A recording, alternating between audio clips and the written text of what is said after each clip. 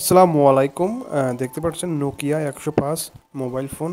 আর এই মোবাইল ফোনটি আমরা পাওয়ার সাপ্লাই দিয়ে অন করতেছি, কিন্তু কোনোভাবেই অন হচ্ছে না। দেখতে পাচ্ছেন। আর এখানে কোনো রিডিং দেখাচ্ছে না, আমরা পাওয়ার সাপ্লাই দিয়ে এখানে কোনো রিডিং পাচ্ছি না। সেটা আজকে আমরা খুলে দেখবো। দেখি আমাদের ফোনটি কি হয়েছে।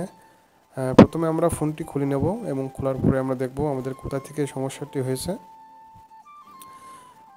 তাহলে আমরা শুরু করে দিই, আর আপনারা দেখতে থাকুন আমাদের ভিডিও সম্পূর্ণ। প্রথমে আমরা এখানে যে স্টিল আছে, আমরা স্টিলটি উঠাই নেব। এটা আমরা উঠে নিচ্ছি। ওঠানো হয়ে গেলে আমরা এখানে যে সিপু আছে, সিপুটি আমরা হালকা করে হিট দেবো। হিট দিয়ে দেখবো আমাদের এইসব ফোনগুলো হালকা হিট দিলে কিন্তু আমাদের ফোনটি চালু হয়ে যায়। অনেক সময় ডেড ফোন এখানে হিট করার পরে আবার পুনরায় চালু হয়ে যায়। আমরা দেখতেছি আমাদের ফোনটি চালু হয় কিনা। দেখি আমাদের ফোনটি চালু হচ্ছে না, কোনোভাবে আমাদের ফোনটি চালু হচ্ছে না। এবং আমরা দ্বিতীয় নাম্বার এখানে যে সিপিইউ আছে, সিপিইউটি আমরা উঠাই আমরা রিবোলিং করব। প্রথমে আমরা এখানে যে সিপিইউটি আছে এটা আমরা উঠে রিবোলিং করব। দেখতে পাচ্ছেন আমরা এই হট গানের মাধ্যমে এখানে উঠাই নিচ্ছি। আর এটা আমরা সুন্দরভাবে রিবোলিং করে নিয়ে আবার পুনরায় এখানে ইনস্টল করব। আমরা সিপিইউটি ওঠানো হয়ে গেছে এবং এখানে যে সুন্দর করে আমরা পরিষ্কার করে নেব।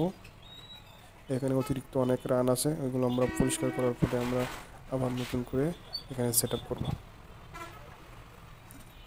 আমাদের এখানে নিচেরটা পরিষ্কার করা হয়ে গেছে এবং আমাদের এখানে যে আইসিটি আছে ওইটা আমরা রিবোলিং করব। দেখুন আমরা আইসিটি রিবোলিং করে নিয়েছি এবং এখানে আমরা ইনস্টল করব।